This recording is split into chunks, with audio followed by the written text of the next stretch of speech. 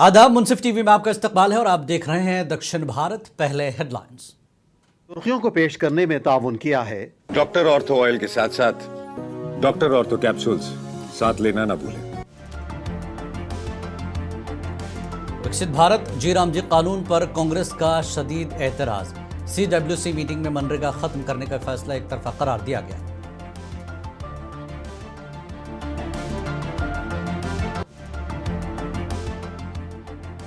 Vishakha steel plant की निजीकारी पर Congress leader जग्गारेड्डी का एहतजाज। आवाज बुलंद करने आंध्र प्रदेश के तमाम बड़े रहनुमाओं से की अपील।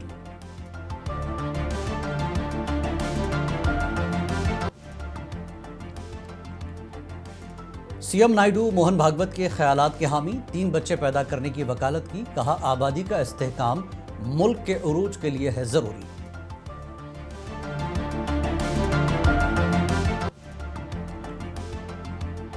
हैदराबाद में मजमूई जराइम में 15% कमी। ताहम खवातीन और बच्चों के खिलाफ जराइम में इजाफा।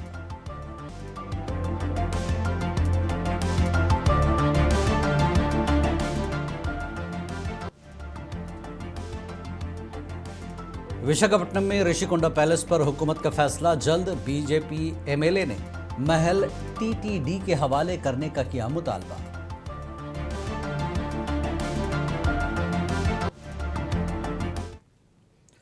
और खबरें तफसील से। कांग्रेस सदर मल्लिकार्जुन खड़गे ने विकसित भारत जी राम जी कानून पर तनकीद की। उन्होंने कहा कि इससे रियासतों में इजाफी माली बोझ पड़ेगा और ये बगैर किसी मशावरत के लिया गया एक तरफा फैसला है। उन्होंने कहा कि मरकज़ ने रियासतों की राय को नज़रअंदाज किया है। कांग्रेस रहनुमा राहुल गांधी ने इल्ज़ाम लगाया कि मुतल्लिक़ वज़ीर से सलाह लिए बगैर मनरेगा को ख़त्म करने का फैसला किया गया और वज़ीर आज़म ने अकेले ही इस स्कीम को ख़त्म कर दिया।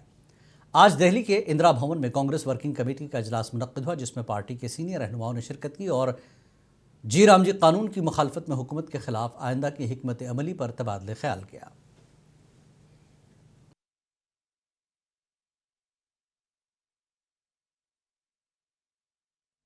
श्रमिकों की मजदूरी का 100% भुगतान केंद्र सरकार करता था, यानी 90% सेंट्रल गवर्नमेंट देती थी, 10% स्टेट गवर्नमेंट। आज वो 60% सेंट्रल गवर्नमेंट और 40% स्टेट गवर्नमेंट। इसका मतलब है कि स्टेट गवर्नमेंट पे भारी बोझा, आर्थिक बोझा उनके ऊपर पड़ेगा और आर्थिक बोझा पड़ने के बाद कोई डेवलपमेंट नहीं होगा स्टेट में।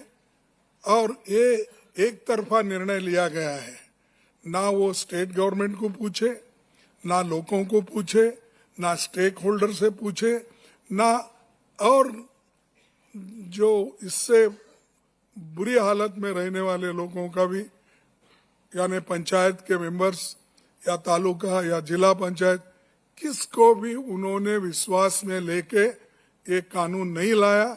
सिर्फ गरीबों को कुचलने के लिए और उनको दबाने के लिए ये कानून लाया गया है।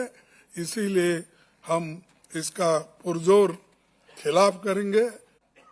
मुझे बताया गया है कि ये decision directly prime minister office से लिया। आंध्र प्रदेश के वज़ीर आला चंद्रबाबू नायडू ने रियासत में अजला, डिवीजन्स और मंडल की दोबारा तकसीम के सिलसिले में जायजा मीटिंग की। रियासती वज़रा और अफसरान के साथ मुख्तलिफ पहलुओं पर तबादला ख्याल किया गया। याद रहे कि हुकूमत ने गुज़श्ता माह 27 तारीख को अजला की दोबारा तकसीम पर इब्तिदाई नोटिफिकेशन जारी किया था और एक महीने के दौरान मौसूल होने वाले 927 एतराज़ात को आज के दिन तक वसूल किया गया। वज़ीर आला ने वज़रा और अफसरान के साथ इन एतराज़ात पर तबादला ख्याल किया और हतमी फैसला लेने की तैयारी की। इस हवाले से हुकूमत हतमी नोटिफिकेशन 31 दिसंबर को जारी करेगी।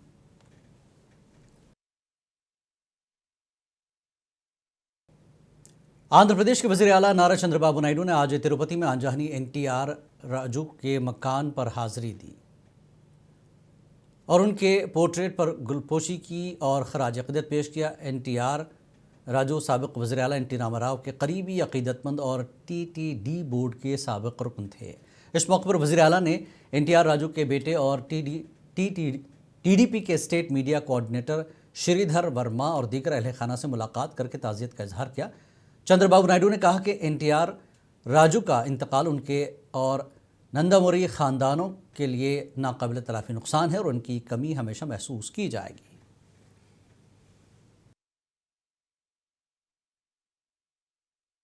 आंध्र प्रदेश के वज़ीर आला चंद्रबाबू नायडू ने कहा कि भारत का आलमी ताकत के तौर पर उभरना यकीनी है, बशर्ते कि आबादी, इल्म और सलाहियत कौमी इक़दार अहदाफ से हम आहंग हो। उन्होंने आरएसएस सरबराह मोहन भागवत के ख्यालात की तायीद करते हुए कहा कि जोड़ों को 3 बच्चे पैदा करने चाहिए ताकि आबादी का इस्तेहकाम बरकरार रहे और मुल्क मज़ीद मजबूत हो।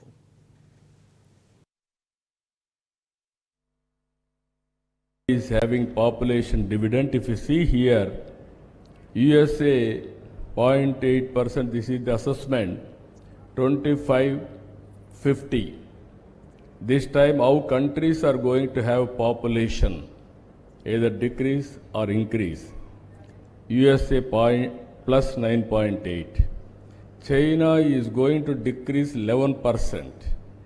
And also Germany, same thing, declining.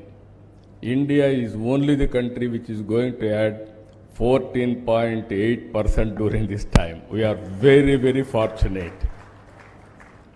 And also Japan, 14.6, UK declining. Like this, if you can go through all these countries, there is a big problem of aging and also declining population.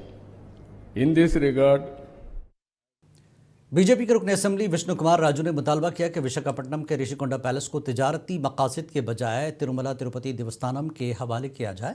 उनका कहना है कि इस मकाम की मजहबी और सकाफती अहमियत को बरकरार रखा जाना चाहिए। दूसरी जानब आंध्र प्रदेश की चंद्रबाबू नायडू हुकूमत ऋषिकोंडा पैलेस को सयाहत के लिए इस्तेमाल करने पर गौर कर रही है। हुकूमत जल्द इस बात का फैसला करेगी कि आम लोगों को ऋषिकोंडा पैलेस के दीदार की इजाज़त कब और किस शक्ल में दी जाएगी। Visakhapatnam, one of the most beautiful place is Rishikonda. In that particular place, the earlier government has constructed buildings for their personal usage as a camp office, and prior to that, there used to be maintained by those buildings are used to be maintained by APTDC, wherein the number of cottages used to be there, and also conference halls are there, and also a hotel used to be there. So subsequently, the Jagannath Reddy Garu has completely demolished the entire area and built the new buildings. And now the government is thinking what to do with those buildings. And I have seen in the papers that they are of the opinion that it will be given to some hotels, and that 2 5-star hotels. My point of view is that if we give it to a 5-star hotel or a 7-star hotels, then the normal public will not be able to access, and they'll be denied of that beautiful place, at least for seeing. So it's my personal opinion that the government can consider giving that particular area to Tirumala Tirupati Devasthanams for maintaining it, and we can also construct a convention center where marriages can take place, and also we can make that as a destination marriage hub. Apart from that, you'll find Sri Venkateshwara Swami temple on the left side of the beach, and whereas this is on the right side. So it can be used as a philanthropic place and a holy place, wherein the name of Rishikonda is also there. In the sense that people used to think, people used to be of the opinion that earlier Rishis used to do the penance there, and I mean it is supposed to be a sacred place. Telangana Pradesh Congress committee के कारगुजार सदर जग्गा रेड्डी ने आज विजयवाड़ा में APCC के रियासती दफ्तर में media से बात की। उन्होंने विशाखा स्टील प्लांट को खानगियाने की सख्त मुखालफत की और आंध्र प्रदेश के सरकर्दा रहनुमाओं चंद्रबाबू नायडू, पवन कल्याण, जगन मोहन रेड्डी से मुतालबा किया कि वो इस मामले पर आवाज़ बुलंद करें। उन्होंने इल्ज़ाम लगाया कि मोदी हुकूमत के दौर में कॉरपोरेट हल्के स्टील प्लांट जैसे असासे पर कब्जा करने की कोशिश कर रहे हैं, जो आंध्र प्रदेश के मफादात के खिलाफ है। 11 साल में चंद्रबाबू नायडू जी, जगन जी एंड पवन कल्याण तीनों भी गए। कब गए? जब अपोजिशन में थे। जब प्रधानमंत्री मोदी जी यहां से वैजाग स्टील प्लांट को निकालना चाह रहे, जो इंदिरा गांधी जी आंध्र प्रदेश जनता के लिए, वैजाग जनता के लिए, वहां वर्कर्स के लिए, एम्प्लॉयमेंट के लिए 16,000 करोड़ जो वैजाग स्टील प्रॉपर्टी बना दिए। मगर आज का प्रॉपर्टी का कीमत क्या है? 2,50,000 करोड़ का प्रॉपर्टी है। 2,50,000 करोड़ का प्रॉपर्टी है आज का दिन वैजाग स्टील प्लांट का प्रॉपर्टी। आप ये वैजाग स्टील प्लांट वर्कर को और वैजाग पब्लिक को, एपी पब्लिक को आप लोग चीटिंग कर दी। आप लोग एकदम चीटिंग कर दी। आप पावर में जिस दिन अपोजिशन में रहते वैजाग को जाते, पावर में बैठे तो जाके मोदी जी के घर में बैठ जाते। भाई ये क्या तरीका है आपका? 3 लीडरों का समझ में नहीं आ रहा। इसलिए आज का जो विजयवाड़ा में आज का मैं मस्तान अली और हमारे हाफिज बेरस जो भी प्रेस मीट में ये आवाज दिए, भाई हम तो देखो आंध्र प्रदेश में जो 25 पार्लियामेंट सीट है। खबरों का ये सिलसिला जारी रहेगा एक ब्रेक के बाद।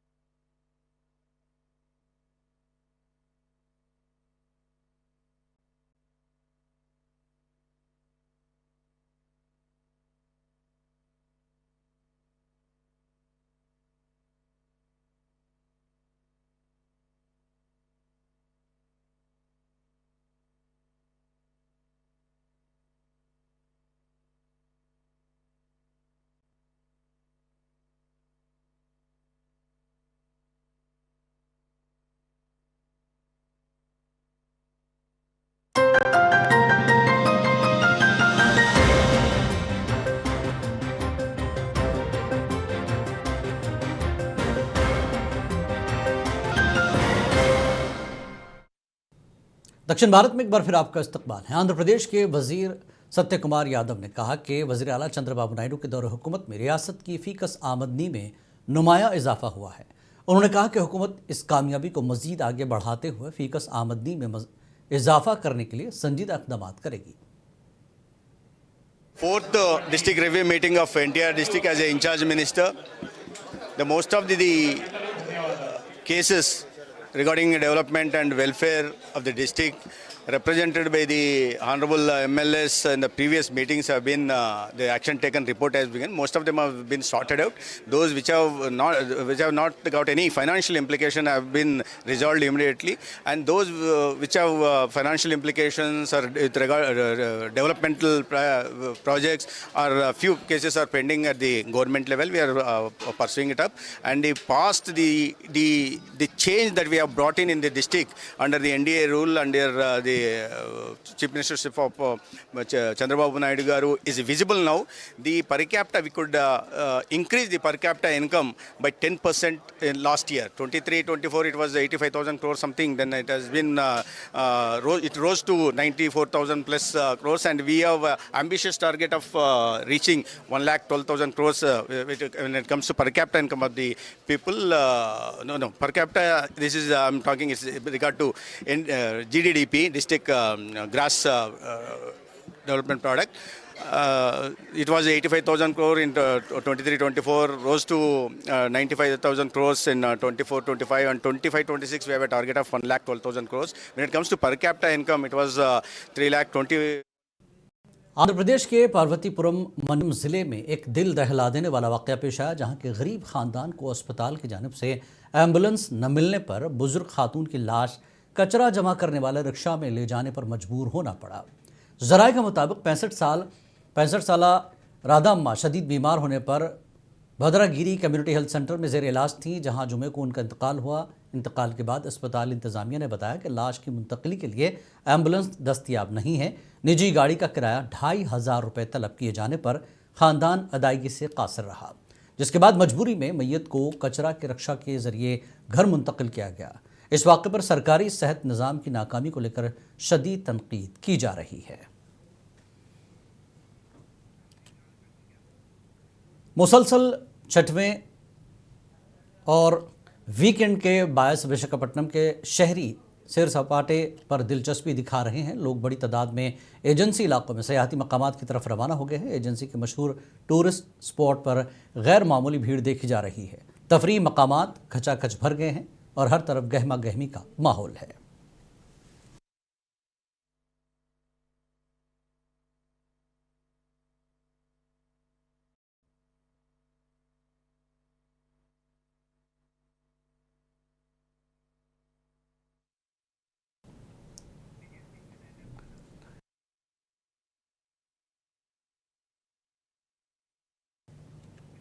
हैदराबाद में साल 2025 के दौरान मजमूई जराइम में गुज़श्ता बरस के मुकाबले 15% कमी रिकॉर्ड की गई। हैदराबाद सिटी पुलिस की जानिब से जारी सालाना क्राइम रिपोर्ट के मुताबिक 2024 में 35,944 मुकदमा दर्ज हुए थे, जो 2025 में कम होकर 30,690 रह गए हैं। ताहम रिपोर्ट में ख़वातीन और बच्चों के खिलाफ जराइम में इजाफे की निशानदही की गई। तफसीलात पुलिस कमिश्नर VC सज्जनार ने सालाना प्रेस कॉन्फ्रेंस में मीडिया को बताई। So overall, the crime has come down compared to the last year. There is a decrease of crime of 15%, and also there is a decrease of crime in cyber crimes and also crime against women. But there is a slight increase in the reporting of crime against kidnappings and also about the rape and POXO cases. Because there is an increase because of the greater confidence and also transparency and also openness, so that anybody can approach to the police station.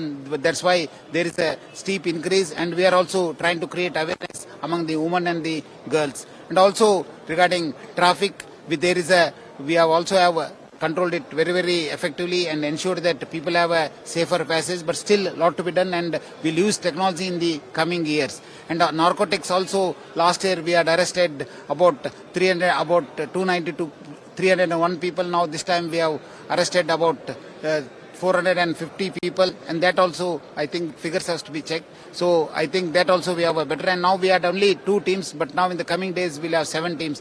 And cyber crimes also, we are trying to bring more awareness and ensure that public also don't fall to these cyber crimes. Overall, the 2025 has been a great year for Hyderabad City Police.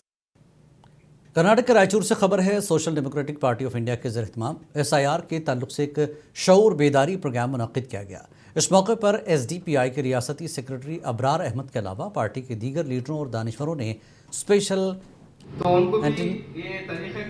Save revision पर रोशनी डाली और अबरार अहमद ने कहा कि SIR को लेकर आवाम को परेशान होने की ज़रूरत नहीं है। उन्होंने बताया कि SIR के लिए वोटर ID के अलावा बर्थ सर्टिफिकेट और दस्तावेज़ात रखना ज़रूरी है। उन्होंने कहा कि मज़ीद तफसीलात के लिए आवाम मकामी तहसीलदार ऑफिस से रुजू कर सकते हैं।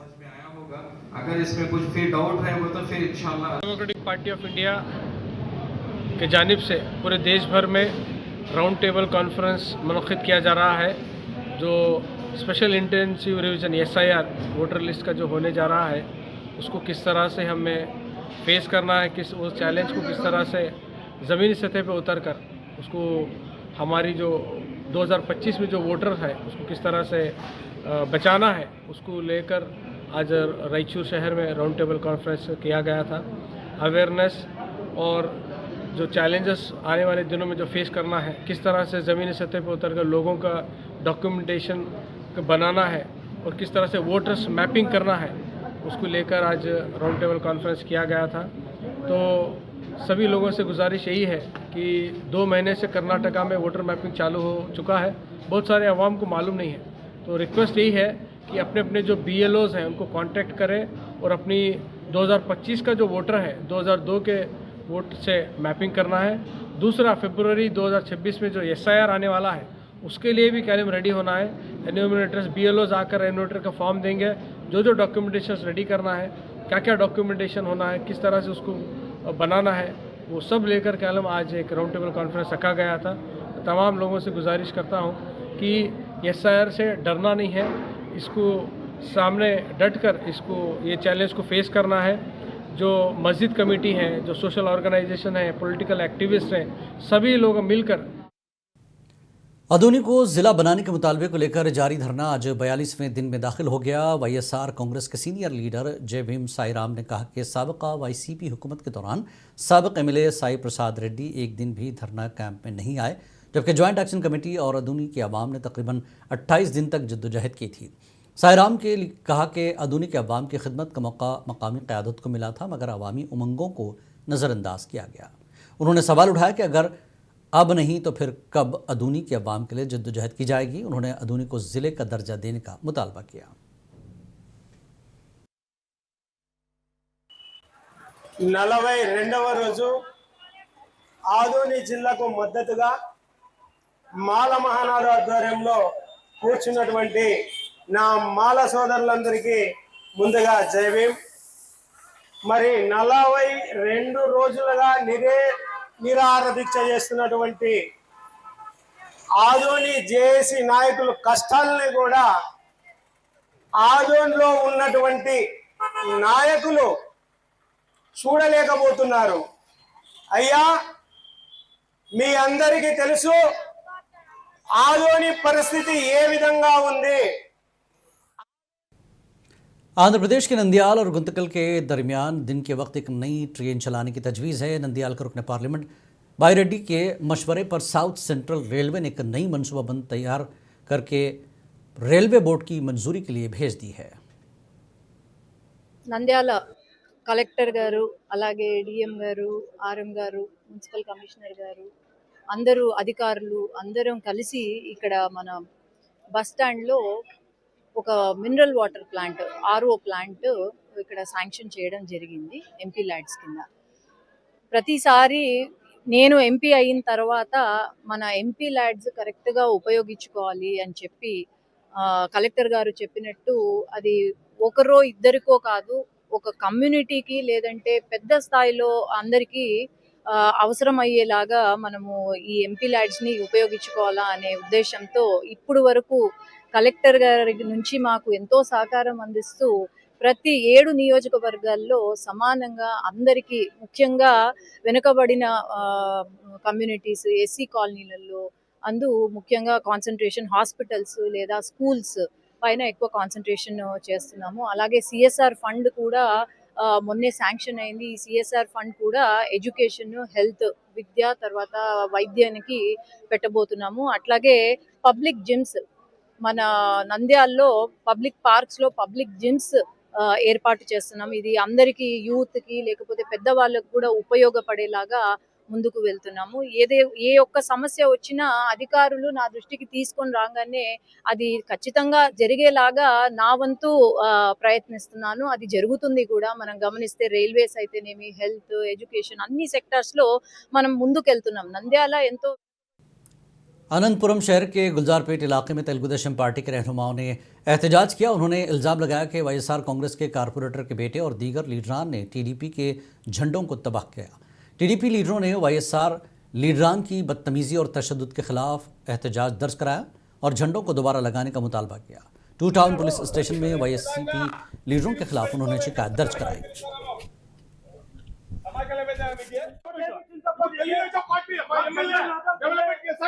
ఈ రోజు అడ్డుకుంటారా మళ్ళీ డెవలప్మెంట్ కి సమాన పాయింట్ అలా రావయ్యా. ఎంతమంది సముద్రం సపోర్ట్, ఎంతమంది సముద్రం వరకు వదిలేదు. సారీ చెప్పాలా, జెండా పెయింట్ వాడుతున్నాను.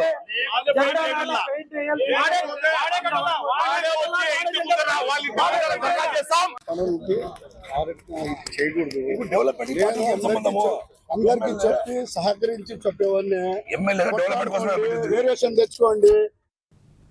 अनामया जिले के रायचोटी से खबर है। यहाँ म्यूनसिपल सभा भवन में म्यूनसिपल काउंसिल का इजलास सख्त हंगामाराई का शिकार रहा। म्यूनसिपल चेयरमैन और काउंसलरों ने इल्ज़ाम आयद किया कि सरकारी अफसरान हुक्मरान जमात को कोई अहमियत नहीं दे रहे हैं और मुंतखब अवामी नुमाइंदों को नज़रअंदाज किया जा रहा है। काउंसलर्स ने सवाल उठाया कि अवामी नुमाइंदों को इतला दिए बगैर गली सतह के लीडरों के साथ सरकारी प्रोग्राम कैसे मुनक्किद किए जा रहे हैं। चेयरमैन ने कहा कि जब इजलास के मौके पर सभा भवन की सफाई के लिए भी फंड्स फराहम नहीं किए जा सकते तो शहर की इस सफाई पर अखराजात कहाँ हो रहे हैं। इजलास में अफसरान की कारकर्दगी पर शदीद नाराज़गी का इजहार किया गया और चेयरमैन के अहकामात को नज़रअंदाज करना बायसे शर्म है। మరొకసారి ఏంటంటే డ్రైనేజ్ సిస్టమ్ బాగాలేని ఉద్దేశంతో నెల్లూరు నుంచి బయట నుంచి మనుషులు తీసుకొచ్చి ఈ మధ్య కాలంలో క్లీన్ చేస్తున్నారు. వాటికి వ్యతిరేకంగా బయటకు తీసుకొచ్చి పెడుతున్నా కానీ दक्षिण भारत में फिलहाल इतना ही। आदाब।